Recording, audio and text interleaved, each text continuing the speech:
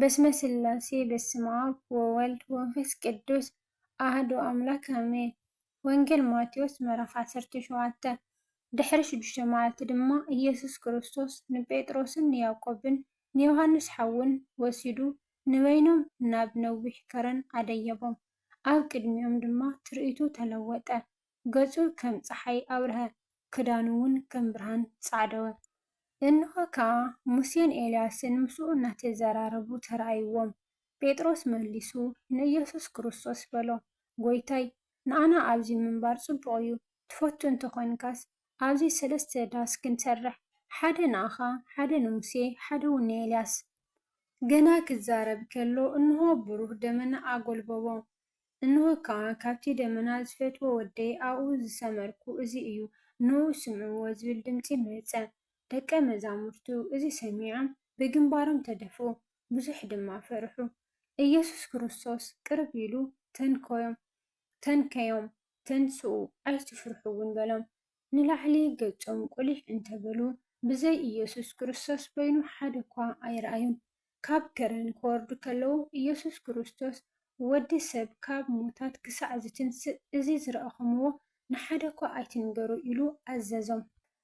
ደቀ መዛሙርቱ ከዓ ንምንታይ ደኣ ጸሓፍቲ ቅድም ኤልያስ ክመጽእ ይግባእ ዝብሉ ኢሎም ሓቲትዎ። ንሱ ከዓ መሊሱ በሎም፣ ብሓቂ ቅድም ኤልያስ ይመጽእ፣ ንኹሉ ድማ የቕንዕ። ኣነ ግና እብለኩም ኣለኹ ኤልያስ ቅድሚ ሕጂ መጺኡ ከም ዝደለዩ ገበርዎ እምበር ኣየለለይዎን። ንወዲ ሰብ ድማ ከምኡ ንሳቶም ሓሳረ መከራ ከጽግብዎ እዮም። ሽዑ ደቀ መዛሙርቱ ብዛዕባ ዮሃንስ መጥምቕ ከም ዝበሎም ኣስተውዓሉ። ናብቲ እኩብ ህዝቢ ምስ በጽሑ ሓደ ሰብኣይ ናብኡ ቀሪቡ ኢድ ነስኣሉ በሎውን፣ ጎይታይ ንወደይ ምሓረለይ፣ ሕማም ባርያ በብወርሒ ይለዓሎ፣ ሓሳር ድማ የጽግቦ። ንሱ ብዙሕ ግዜ ኣብ ሓዊ ብዙሕ ሰዓት ድማ ኣብ ማይ ይወድቕ እዩ እሞ ናብ ደቀ መዛሙርትኻ ኣምፂአዮ ምሕዋዩ ሰኣኑ። ኢየሱስ ክርስቶስ ግና መለሰ በለውን፣ ኣታ ዘይእሙን ቄናን ወለዶ፣ ክሳዕ መዓዝ ምስኻትኩም ክነብር እየ? ክሳዕ መዓዝሲ ክዕገሰኩም እየ? ናብዚ ናባይ ኣምጽእዎ። ኢየሱስ ክርስቶስ ገንሖ፣ እቲ ጋኔን ከዓ ካብኡ ወፀ። እቲ ቆልዓ ድማ ካብቲ ሰዓት እቲኣ ሒዙ ሓወየ። ሽዑ ደቀ መዛሙርቱ ብሕት ኢሎም ናብ ኢየሱስ ክርስቶስ መጺኦም ስለምንታይ ደኣ ንሕና ምውፃኡ ዝሰኣና በልዎ። ኢየሱስ ክርስቶስ ከዓ እምነትኩም ስለ ዝጐደለት ብሓቂ እብለኩም ኣለኹ ክንዲ ፍረ ኣድሪ እተኣክል እምነት እንተ ኣልያትኩም ነዚ ኸረን ድማ ካብዚ ናብቲ ኣግልስ ትብልዎ ንሱ ከዓ የግልስ፣ ዝሰኣነኩም እውን የልቦን። እዚ ከምዚ ዝበለ ዓሌት ግና ብዘይ ብጾምን ብጸሎትን ኣይወፅእን እዩ በሎም። ኣብ ገሊላ ክመላለሱ ከለዉ ኢየሱስ ክርስቶስ ወዲ ሰብ ኣብ ኢድ ሰብ ክተሓዝ ኣለዎ፣ ክቐትልዎ ብሳልሰይቲ መዓልቲ ድማ ክትንስእ እዩ በሎም። ብዙሕ ከዓ ጓሃዩ። ናብ ቅፍርናሆም ምስ መጹ ግብሪ ዘውፅኡ ናብ ጴጥሮስ መጺኦም፣ መምህርኩምሲ እቲ 2 ድሪም ግብሪ ዶ ኣይፈድን እዩ በልዎ። ንሱ ይፈድ እባ ኢሉ መለሰ።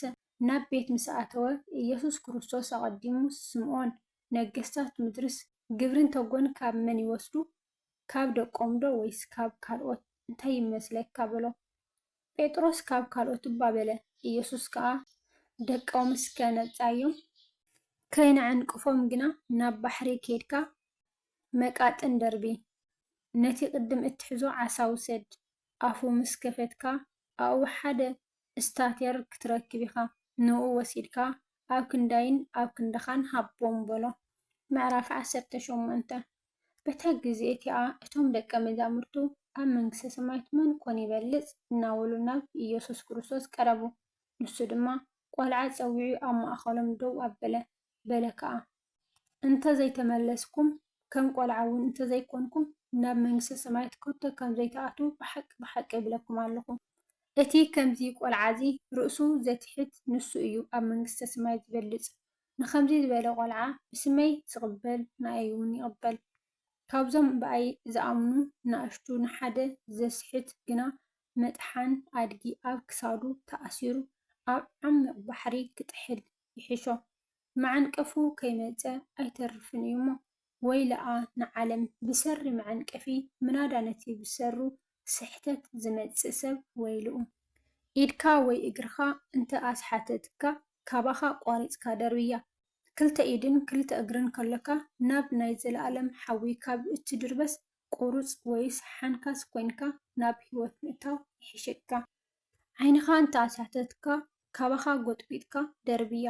ክልተ ዓይኒ ከለዋኻ ናብ ገሃነም ሓዊ ካብ እትድርበስ ነቋር ኮይንካ ናብ ሂወት ምእታው ይሕሸካ። ካብዞም ኣናእሽቱ ንሓደ እኳ ከይትንዕቁ ተጠንቀቁ።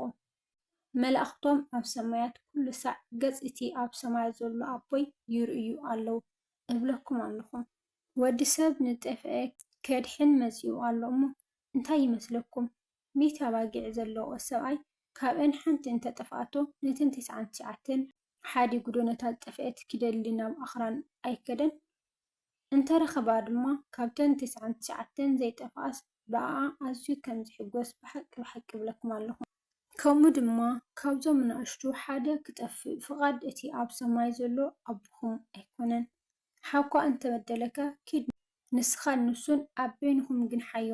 እንተሰሚዕካ ንሓውካ ረባሕኻዮ፣ እንተዘይሰማዕካ ግና ብኣፍ 2 ወይ 3 ምስክር ኩሉ ነገር ክጸንዕ 1 ወይ 2 ምስኻ ውሰድ።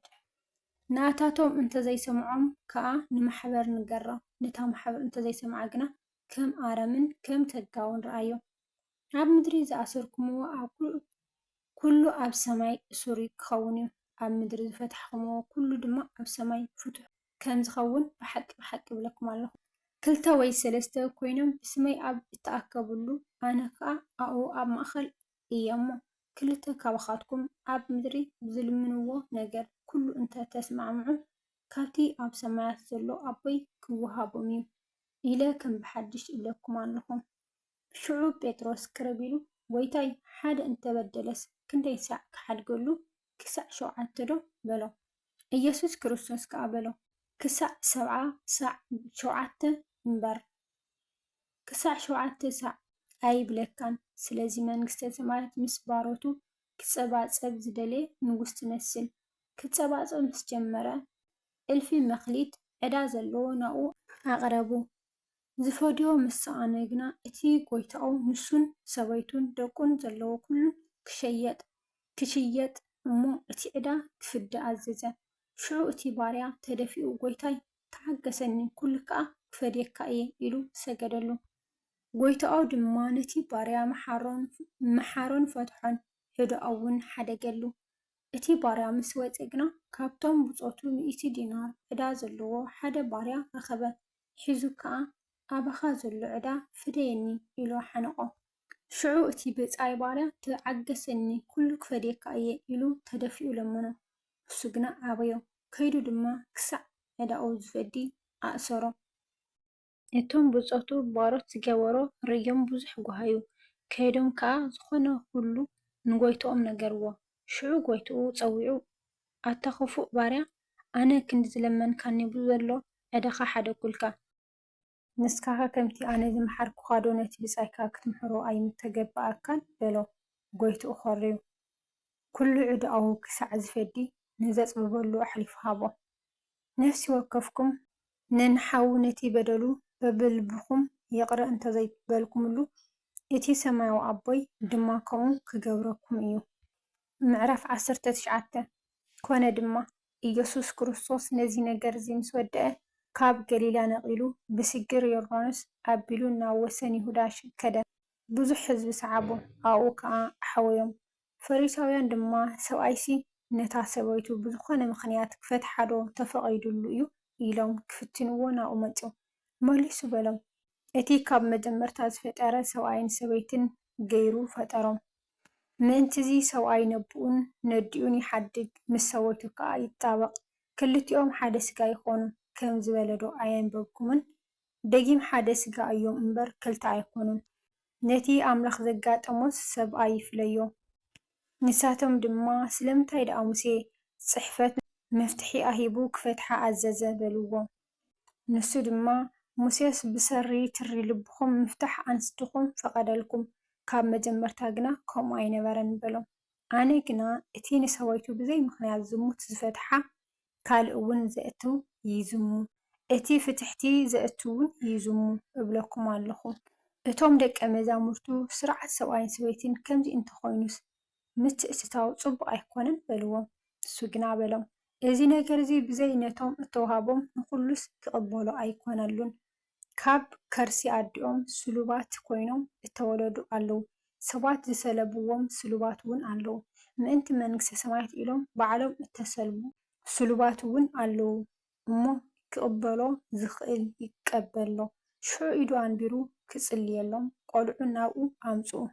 እቶም ደቀ መዛሙርቲ ከዓ ገንሕዎም። ኢየሱስ ክርስቶስ ግና መንግስቲ ሰማያት ንከምዚኣቶም ዝበሉ እያ እሞ ሕደግ ቆልዑ ናባይ ንምምጻእ ኣይትኸልክልዎም በሎም። ኢዱ ኣንቢሩሎም ከዓ ካብኡ ኸደ። እንሆ ሓደ ናብኡ ቀሪቡ ኦ መምህር ናይ ዘለኣለም ህይወት ክረክብሲ እንታይ ጽቡቕ ግብሪ ክገብር በለ። እሱ ከዓ በሎ ንምንታይ ብዛዕባ ጽቡቕ ትሓተና ኣለኻ? እቲ ጽቡቕሲ ሓደ እዩ። ናብ ህይወት ክትኣቱ እንተደሊኻ ግና እተን ትእዛዛት ሓሉ። ንሱ ድማ ኣየኖት ትእዛዛት በሎ? ኢየሱስ ክርስቶስ ከዓ እኒ ኣይትቕተል፣ ኣይትዘሙ፣ ኣይትስረቕ፣ ብሓሶት ኣይትመስክር፣ ኣቦኻን ኣዴኻን ኣኽብር፣ ብጻይካ እውን ከም ነፍስኻ ፍቶ በሎ። እቲ ጎበዝ እዚ ኩሉ ካብ ንእስነተይ ሒዘ ይሕልወየ በሎ። እንታይ ደኣ እዩ ዝጎድለኒ ዘሎ በሎ።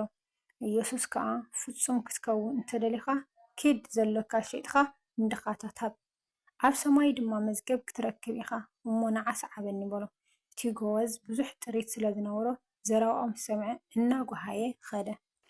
ኢየሱስ ክርስቶስ ንደቀ መዛሙርቱ በሎ ምእታው ሃብታም ናብ መንግስተ ሰማያት ጭንቂ ምዃኑ ብሓቂ ይብለኩም ኣለኹ።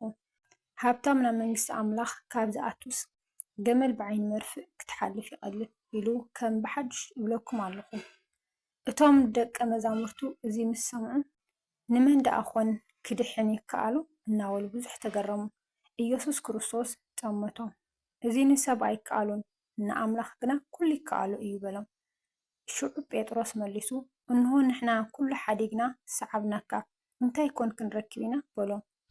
ኢየሱስ ክርስቶስ ከዓ በሎም ንስኻትኩም ዝሰዓብኩምኒ ብሓድሽ ልደት በታ ወዲ ሰብ ኣብ ዝፋን ክብሩ ዝቕመጠላ ግዜ ንስኻትኩም ን12 ነገደ እስራኤል ከም እትፈርዱ ብሓቂ ብሓቂ እብለኩም ኣለኹ። ስለ ስመ ኢሉ ኣባይቲ ኮነ ወይስ ኣሕዋት ወይ ኣሓት ወይ ኣቦ ወይ ኣደ ወይ ሰበይቲ ወይ ውሉድ ገርሁ ዝሓደገ 100 ካዕበት ክረክብ ናይ ዘለኣለም ህይወት እውን ክወርስ እዩ። ብዙሓት ቀዳሞት ዳሕሮት ዳሕሮት ድማ ቀዳሞት ክኾኑ እዮም። ስለ ቃላቱ ናይ ቃላት በዓል ቤት እግዚአብሔር ኣምላኽና ዝኸበረ ዝተመስገነን ይሁን። ዝወደቐ ዝነጠበ እግዚአብሔር ኣምላኽ ብኣፈ ቅዱሳን ይተኣረመለይ። ወሲፋት ለእግዚአብሔር ልዑል ወለወላዲት ድንግል ወለመስቀሉ ክቡር ኣሜን።